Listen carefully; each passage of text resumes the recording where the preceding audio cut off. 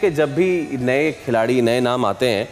तो उनकी सबसे पहले तो वीडियोज आ जाती हैं जिसमें वो बड़ा ज़बरदस्त स्क्वॉश पकलिंग किस्म का हिटिंग कर रहे होते हैं। तो समद को तो हम एक मरतबा देख भी चुके हैं, अपने बाइसेप्स दिखा रहे होते हैं। हाँ, बिल्कुल। तो हसन नवाज जो कि ओपनिंग बैट्समैन हैं, मोस्ट प्रोबेबली वही कर रहे होंगे ओपनिंग। कैसा रेट करते हैं आप हसन नवाज को? और उस वीडियो से हटके जो उनकी पीसीबी ने भी लगाई हुई है कि जिसमें वो बड़ा मार धाड़ कर रहे हैं, कितने पोटेंट बैट्समैन हैं? देखिए, एक चीज़ मैं आपको बताता रहूं कि हमारे मुल्क में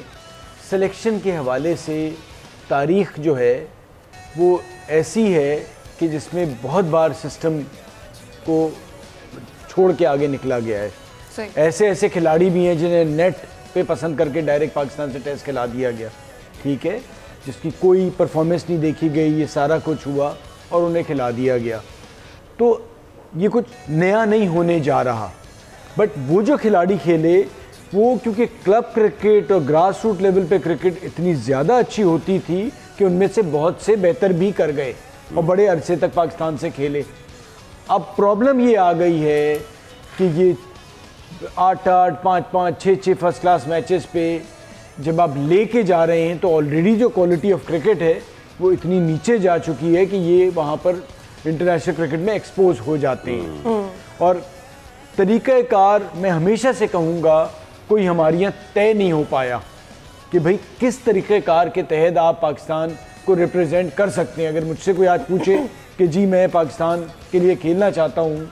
तो मैं उसे क्या बताऊँ कि जी आप फर्स्ट क्लास क्रिकेट में टॉप कर जाएं, आप T20 जो नेशनल टूर्नामेंट है या PSL है उसमें टॉप कर जाए तो भाई इसी में क्या ये आप ऐड कर सकते हैं कि जो अभी पीसीबी जो चेयरमैन साहब हैं उन्होंने जो डिसाइड किया है कि तीनों फॉर्मेट्स के लिए हम अलग अलग टीम्स बनाएंगे और अलग अलग लड़के लेकर आएंगे, इसी तरीक़ेकार की क्रिकेट को देखते हुए आपको लग रहा है कि क्या वो प्रैक्टिकल होगा? और फिर इसी सिस्टम से अगर आपने प्लेयर्स लेकर आने हैं, now that we have called on Hasan Nawaz और 3 और प्लेयर्स जिनकी हम बात करें जिन्हें स्क्वाड में शामिल किया है। देखिए, अभी आप अब्दुल समद की जैसे बात कर रहे थे, अल्लाह करे वो बहुत अच्छा कर जाएं।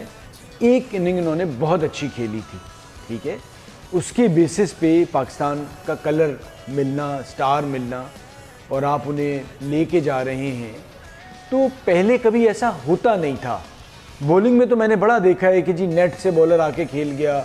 फास्ट बॉलर भी खेल गए, स्पिनर भी खेल गए, बट ये बड़ी आसानी हो गई है कि आप थोड़ा सा अच्छा कर जाएं और सोशल मीडिया पे उसको मार्केट करें तो कलर तो मिल जाता है। और कलर मिलना